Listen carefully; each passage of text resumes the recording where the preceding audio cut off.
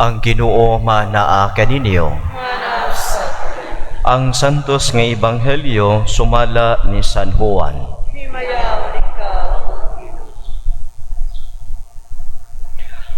Si Jesus miingon sa iyang mga tinun-an, ayaw kamo kaguol, salig kamo sa Dios ug salig usab kanako. Sa balay sa akong amahan, adunay daghang mga lawak, og moadto ako aron pag-andam og dapit alang kaninyo. Kung dili pa kini tinuod, dili konta kamo sultihan niini.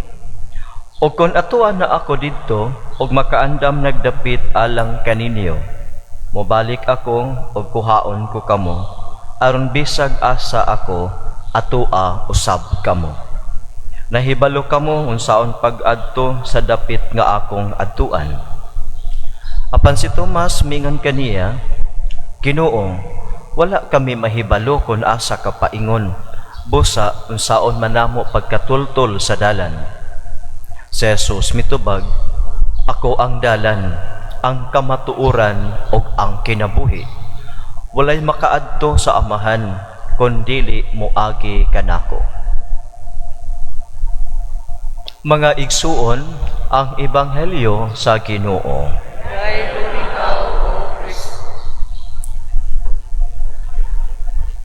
Adlaw sa paghandom sa tanang mga nangamatay ng mga kaigsuunan, mga paryente, mga higala, mga kailan hato o mga kauban hato sa atong pagpangalagad. Paryente nato, bisag lagyo na nga mga paryente, atong hinumduman niini nga adlaw. Lakip kadtong mga tao nga nangamatay nga dili nato kaila, kay sa paghalad nato sa santos nga misa, ihalad man usab kini alang sa tanan nga mga nangamatay na. Niya kung maminaw kita sa atong mga pagbasa, ang pagtuo sa simbahan gipadayag diha sa balaang kasulatan nga atong gipaminaw karon. Una, nagtuo kita nga God so loved the world. So loved the world, but ipasabot, God loves the world in the superlative degree. But ipasabot nga wala nay mulabaw sa paghigugma sa Dios nining kalibutana. O kay ikaw og ako, ania nining kalibutana, you are loved by the Lord so much. Ang atong mga igsuon nga mihalina nining kalibutana, they are loved by the Lord so much. Unya, kung maingon kita nga loved by the Lord so much, atong hinumduman, when the Lord loves us, He will never take it back, bisan og kita mapakyas sa pagmahal kaniya. Ang Dios dili mo kuha, dili mo bakwi sa iyang paghigugma kanato, bisan kita mapakyas sa pagpuyo sa iyang kasuguan nining kalibutana. So the foundation nganong maghandom ta sa atong mga igsuon nga nangamatay, nganong ato pamanto silang handumon nga nangamatay naman na sila. So they are no longer here in this world. Wala na sila dinhi. Mao bitaw nga handumon kay wa na sila diri. Unya nganong handumon man na nato sila, pwede naman nato kalimtan. Sa Ginoo walay limtanay. Sa Ginoo bisan unsa na kadugay dili ka hikalimtan. So God so loved us, and He will never take us, and He will never withdraw His love. Then the next thing to remember is God never forget you. God always remember you. Mapito nga kumubasa ta sa balang kasulatan nung sa may gipadayag, Isaias 49 versikulo 15. Ingon siya, makalimot ba mo sa kananay sa iyang anak nga masuso?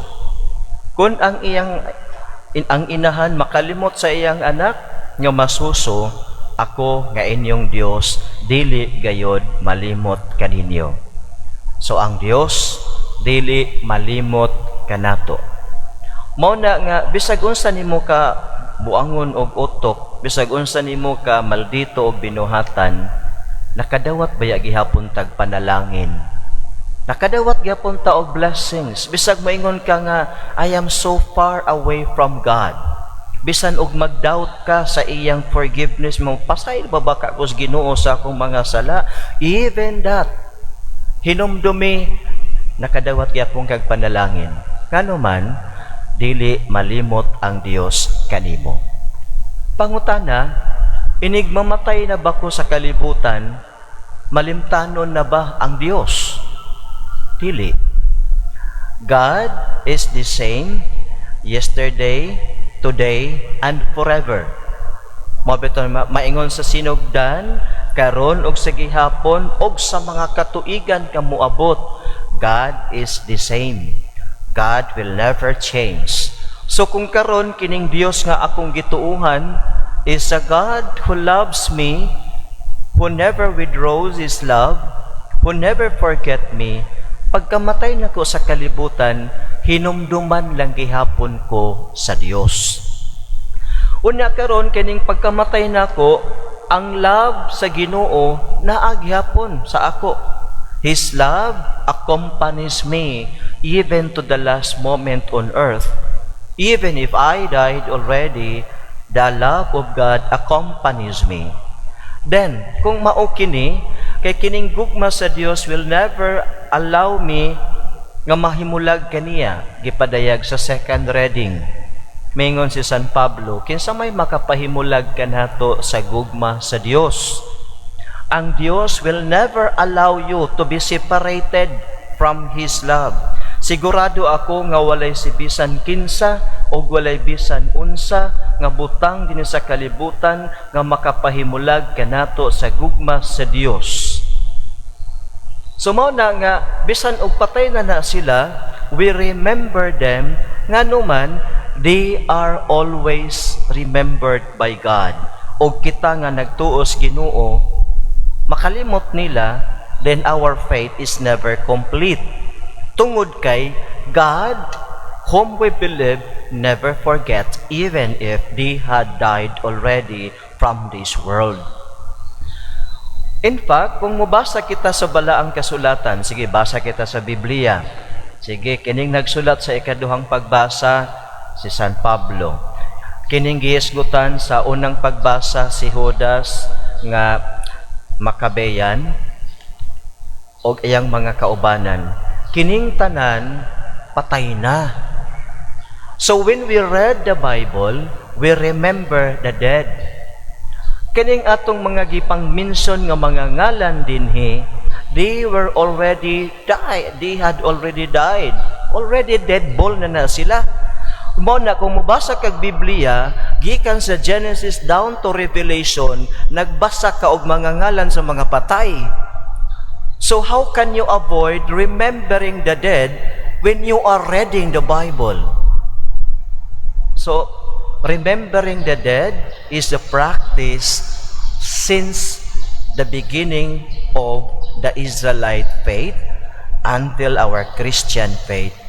Mayon ta nga, di na natapang hinumduman nato ng mga nangamatay. Oy, kay kuan naman na sila, wa naman sa kalibutan. Then, you should stop reading the Bible. Kaya nga naman, whoever is written in the Bible, matagal nang namatay. Yung mga mini-mention dito na mga pangalan, the whole Bible, wala nang buhay sa kanila. Then, we should stop studying history.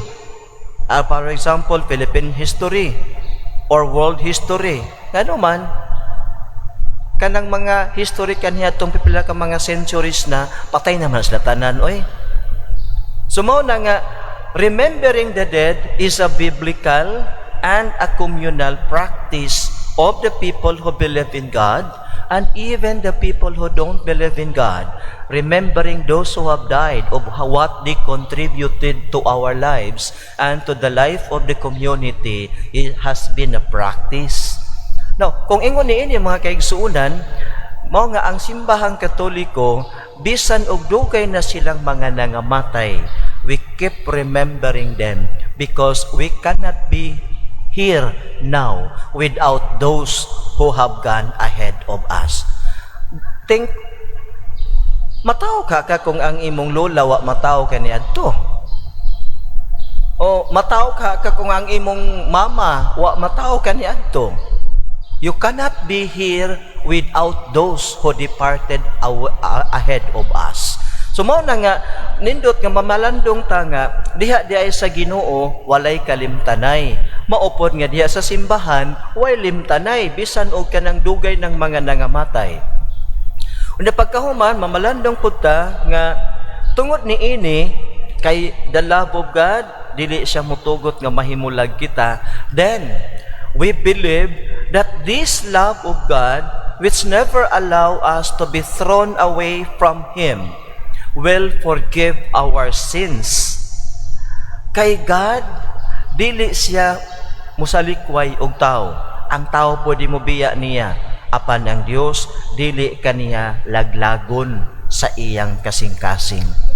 Mao nga ang simbahan firmly believe nga adunay forgiveness human mamatay ang tao sa kalibutan. Dunay forgiveness. Kay nga no di ay kanang Dios nga akong gituuhan karon nga buhi pa ako will never be changed inig kamatay nako. It's the same God. Kung ang gituuhan nako karon nga buhi ko, a God who is loving, a God who is forgiving, then after I die, that God remains loving and forgiving. So He can continue to forgive me even if I already died from this world. So forgiveness is an ongoing process here or there. So from here to there, the ongoing process of God's forgiveness will be experienced by us who died with stain of sin. Mao karon nga moingon kita sa pagtuo sa simbahan, there is forgiveness of those who have died. Mo nang naatay gitawag nato nga a doctrine of purgation, doctrine of purgatory. Kay kanang purgatory, it is the state of the soul to be purified by God. Kay ang Dios will never throw you to hell because He has purchased you already. He has paid your debts already. You are for God. Mo na nga, ang paghandom sa mga minatay, sa mga nangamatay na itong mga igsuon, mao diay na ang paghandom sa kamatuoran. God never give up a sinner. God never give up you. God never give up them who have died.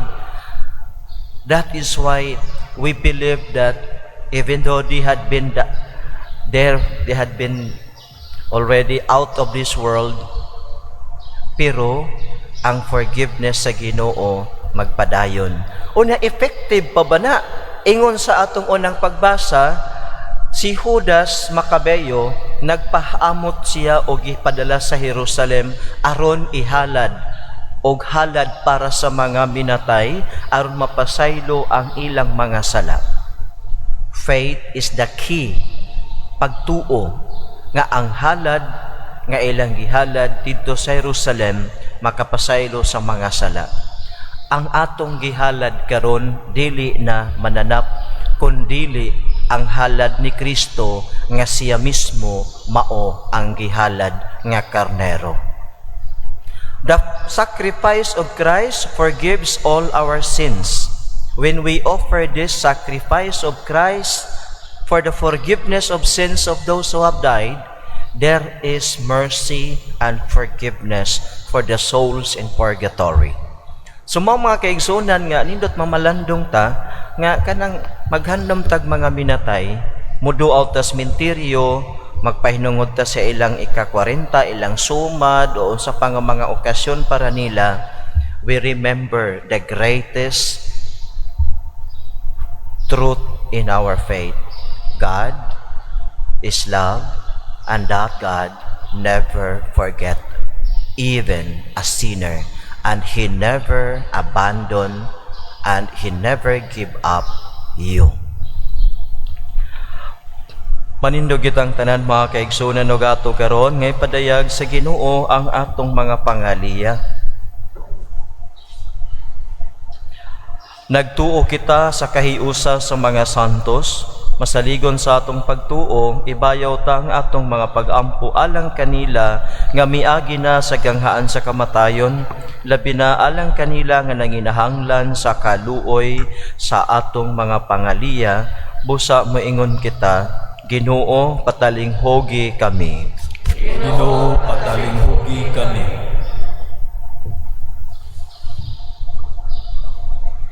Nga ang mga sakop sa simbahan dinhi sa yuta, dili gayud makalimot sa simbahan nga nagpaabot sa tunhayng himaya sa kalangitan.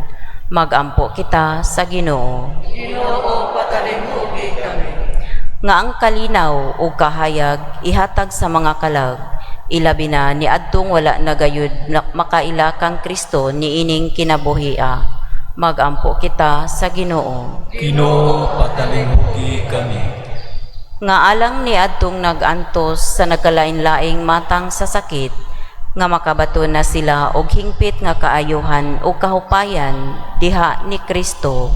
Magampo kita sa Ginoo. Ginoo, patalinghogi kami. Nga ang mga nag-alagad sa mga masakiton o ubang hotong sa katilingban, makabaton kanunay o grasya sa paglahutay o nga mapanalipdan sila. Magampo kita sa Ginoo. Ginoo, patalinghogi kami. Nga sa atong pagsaulog sa 500 years of Christianity, magmalampuson unta ang tanan nga kalihukan, ilabi na sa mga parokya, ug atong mapalawman ang atong pagtuo ug paglaom, isip mga binunyagan. Magampo kita sa Ginoo. Ginoo, patalinghogi kami. Nga ang mga sulugoon sa Dios, Teofilo Camomot Obispo, Joel Chevalier Pari, mabayaw na sa kadungganan sa altar, magampo kita sa Ginoo. Ginoo, patalinghogi kami.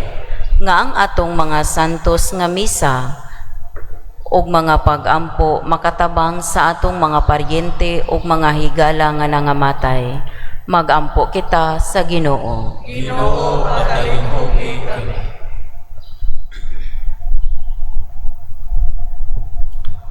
Among labing makigagahom ug mahigugmaong amahan, tabangi kami aron motubo ang among pagtuo ug paghigugma, ug aron makita namo nga ang kamatayon nga maoy among pagkahimugso diha sa gingharian sa langit. Uban sa among mapaobsanong pag-ampo, itugot nga maangkon sa among mga naigsuong nangamatay ang kaluoy nga sa kanunay ilang gipangandoy pinaagi ni Kristo among Ginoo. Amen.